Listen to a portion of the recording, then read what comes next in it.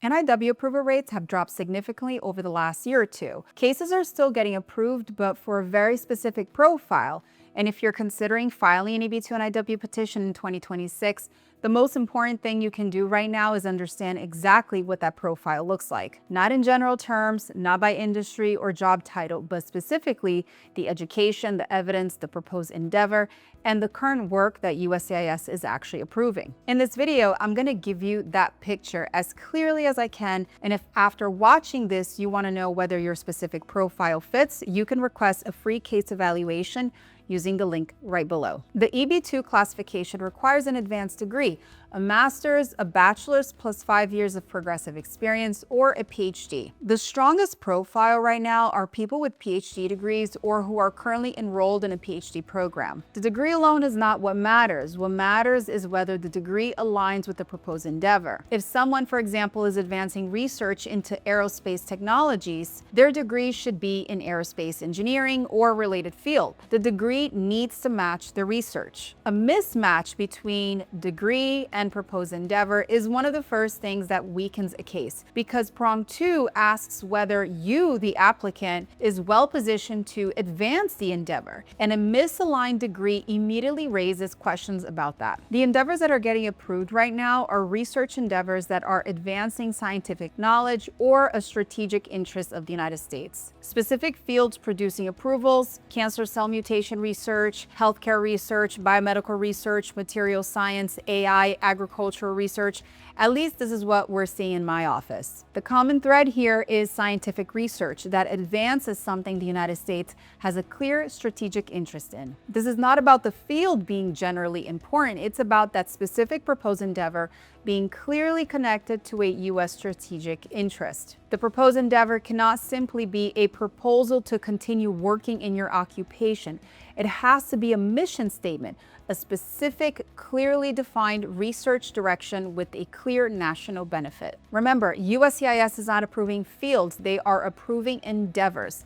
The distinction matters enormously. Of course, these are not the only fields or profiles that can qualify for an NIW. They are the strongest profiles producing approvals right now, in my experience. If your field or background is different, that does not automatically disqualify you, but the bar for demonstrating national importance may require more work. Now, I want to walk you through each category of evidence specifically, not as a generic checklist, but as a picture of what a genuinely strong case looks like in practice. This is what I like to see, that you're actively publishing for at least the last 2 years. I also want to see that the quality of your work is there. Quality matters as much as quantity. Journals that are indexed and go through a rigorous peer review process are really great in my opinion. There are many low-quality journals that USCIS does not value. Publishing in them does not help and can actually raise questions about the legitimacy of the evidence. The standard should always be reputable, indexed, peer-reviewed journals. Now let's talk about citations, because I get this question all the time. There is no minimum threshold of citations required to qualify for an NIW. But the practical sweet spot, in my opinion, is about 20 citations of your work. I've worked with much less that has worked out, but if you want to think about how many number of citations, go for 20. Citations show that researchers in the field are citing your work, which is objective evidence of broader impact beyond your own research. Now let's talk about government funding, because this is one of the strongest categories of evidence available. Department of Defense funding, National Institute of Health funding, NSF grants, any government institution that has funded the research is great. It's objective third-party evidence that the United States government has already determined this work is important and worth investigating in. If you have government funding, definitely worth considering leading with it. Now let's talk about service to the field. I'm talking about peer reviewing other researchers' articles, presenting at conferences, symposium, expositions. A record of service shows that the field itself recognizes the applicant as someone whose judgment and expertise are valued, not just someone who produces research, but someone who contributes to the advancement of the field as a whole. Now moving on to patents and real-world impact. Patents, copyrights, and trademarks all show that the work has moved beyond theory and into something concrete, something tangible for the immigration officer. What's even stronger is if a patent has been assigned, implemented, and commercialized. That demonstrates real-world adoption of the research. This kind of evidence directly supports an argument that the work has broader implications beyond the applicant's employer or institution, and also that you are well positioned to continue advancing your endeavor. Now, if you're listening to this and you are trying to figure out whether your specific profile, your degree, your publications, your proposed endeavor meets this standard, that is exactly what a free case evaluation is designed to help you understand. My team and I will assess your background honestly and tell you where you stand. You can request that evaluation using the link right below. Of course, the perfect profile doesn't exist, but close to perfect is someone who is currently engaged in their proposed endeavor, not someone who used to do this work or who plans to do this work, but someone who is actively doing it right now. USCIS looks at current activities and current employment to evaluate how the applicant will advance the endeavor in the United States. This is especially important for PhD students and postdoctoral researchers. Their day-to-day work is already the evidence. The research they are doing right now is the proposed endeavor, essentially. If there's a gap between what the applicant is currently doing and what the proposed endeavor describes, that creates a credibility problem that is very difficult to overcome. Now, I want to connect all of this evidence back to the legal framework.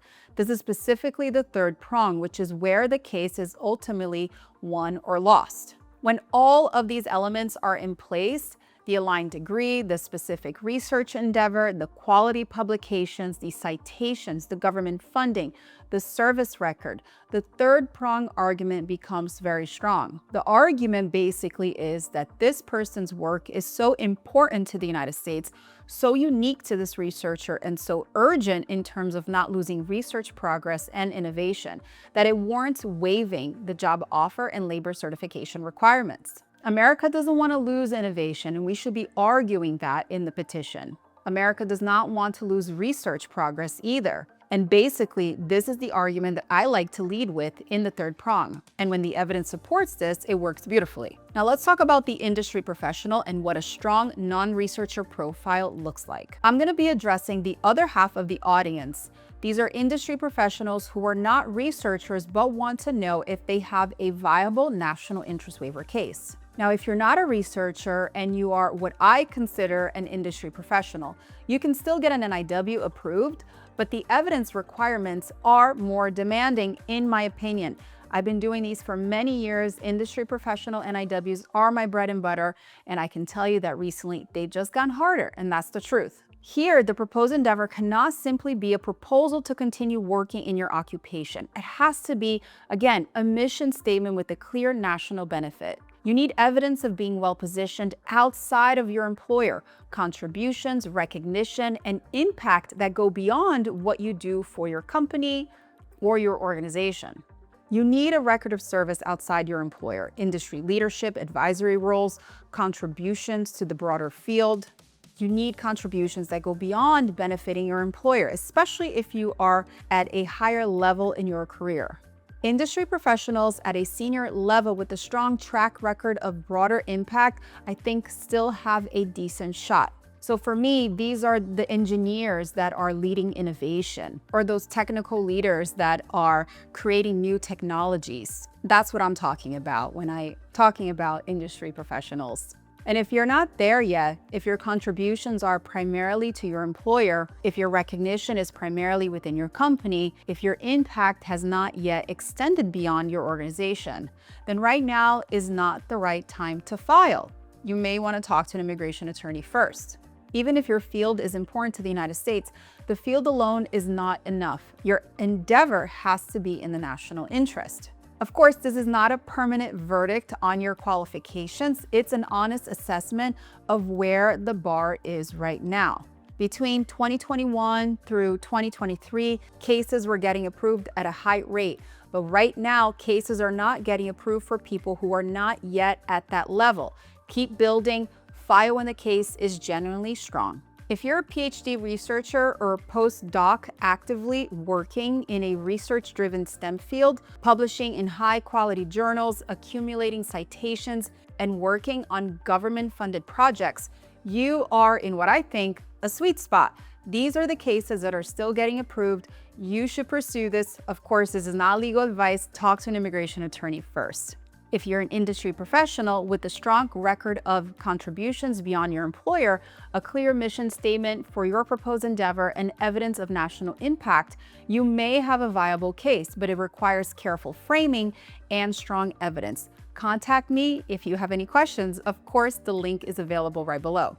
And if you are earlier in your career, your contributions are primarily employer-focused, or your evidence base is thin, the honest answer is that right now may not be the right time. Keep building, file when the case is generally strong, and of course, seek the help of an immigration attorney if you want an honest assessment. A premature filing doesn't just get denied, it creates a record that can complicate future filings. So strategic patience is not giving up, it's protecting your long-term options. Now that you understand what the strongest NIW profiles look like, the next question most people have is about the proposed endeavor specifically, because even strong profiles get denied when the endeavor is framed incorrectly. If you want to understand exactly what USCIS means when they say a proposed endeavor is too vague and how to avoid that mistake, I recommend watching this video right here next.